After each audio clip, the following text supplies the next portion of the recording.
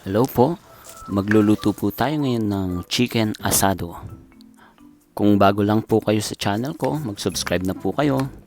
Paki-click din po yung bell para po ma-notify kayo sa mga susunod pa pong mga recipe. Paki-like na rin po itong video.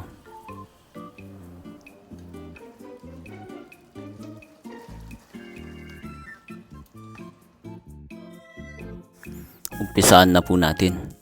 Bali muna po natin gagawin dito ay mamarinate natin yung ating chicken ng calamansi tsaka po soy sauce. Tapos haluin nyo po siyang mabuti para siguradong mamarinate yung ating chicken. Tapos po itatabi muna natin ito mga 30 minutes to 2 hours or mas matagal mas maganda. Ngayon naman po habang nakamarinate yung ating chicken, i-prepare na natin yung ating potato tsaka yung ating red bell pepper. Pipirituin na natin sila.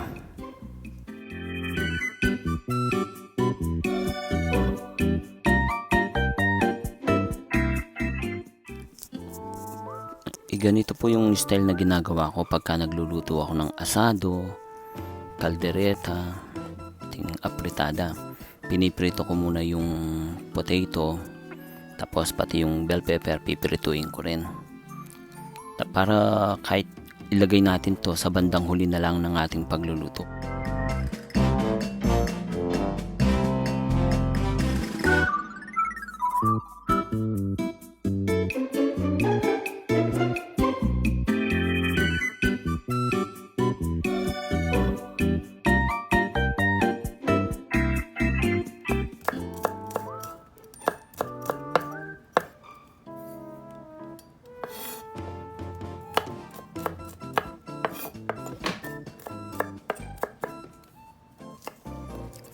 Dito po sa chicken asado, iba po yung style ko ng pagluluto dito kumpara dun sa pork asado.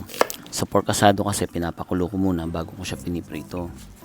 Pero dito sa chicken, dahil mabilis tong maluto, pipirituin ko muna yung chicken, okay, hanggang sa maluto siya, or kung hindi nakamarinate to, hanggang sa makikita nyo hanggang sa malis yung mamula-mula ng chicken. So bali ganun muna yung gagawin ko dito bago ko siya igigisa.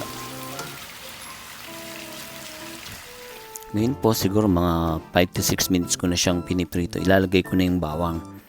Igigisa ko na yung bawang, tatabi ko na lang yung chicken para at the same time habang nagigisa ako, naluluto pa rin yung chicken.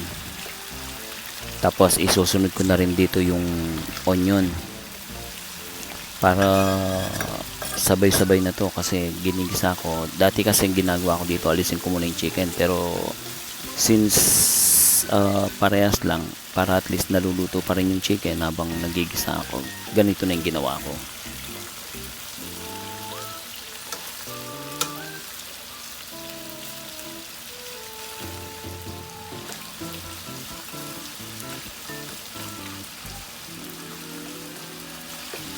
Ngayon naman po, nagisa ko na yung bawang tsaka sibuyas, pwede ko nang i-mix yung chicken.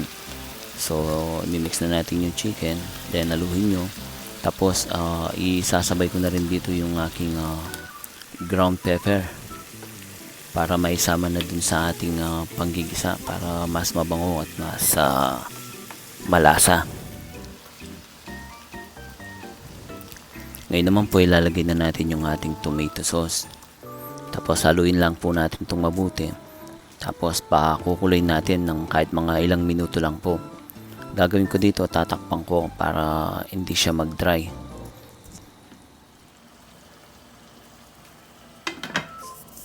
Ngayon po okay na, kumulo na siya sa tomato sauce. Ibubuhos ko na dito yung pinag-marinate natin kanina dun sa ating chicken. Ito na yung magiging sabaw niya. Kaya napakalasa po ng sabaw nito, panigurado. Pakukuloyin po natin to ng mga 15 minutes. Nasa mainang apoy lang po dapat para hindi po siya mabigla. Para mas masarap kasi to pagka naluto siya ng dahan-dahan. Kaya nasa mainang apoy lang po yung kailangan.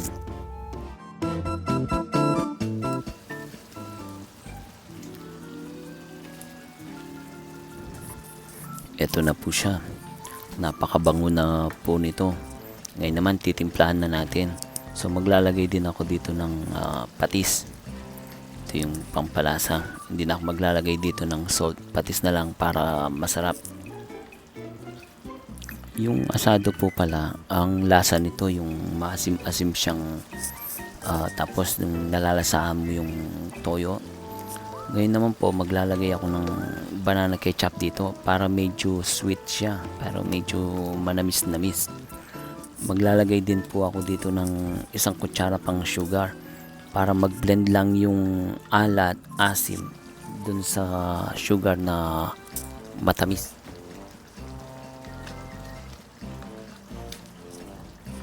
Tapos po haluin lang natin to ng mabuti para siguradong ma-mix ng mabuti yung lasa. Ngayon ilalagay na natin yung ating potato tsaka yung pinrito natin na bell pepper kanina. Tapos pakukulin na lang natin to ng kahit mga 2 minutes lang po or more kung gusto nyo. Pero okay na to. Luto na to.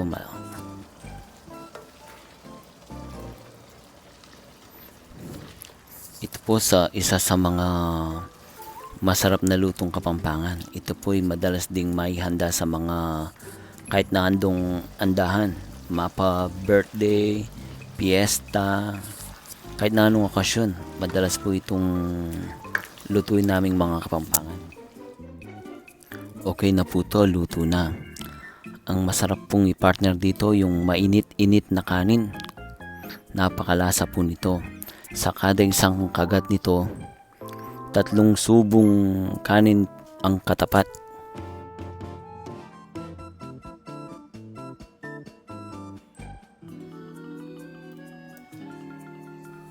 Sana po matry nyo to. Napakadali lang po niyang lutuin. Napakasarap pa. Pwedeng-pwede po to sa mga okasyon. Pwedeng panghanda, sa potluck, kahit sa anong okasyon po. Pwedeng-pwede nyo itong ihanda. Or kahit sa pang-araw-araw na ulam, pwedeng-pwede rin po to. Kung hindi pa po kayo nakakapag-subscribe sa channel ko, mag-subscribe na po kayo. Paki-click na rin po yung bell para po ma-notify kayo para sa mga susunod pang mga recipe. Paki-like na rin po yung video.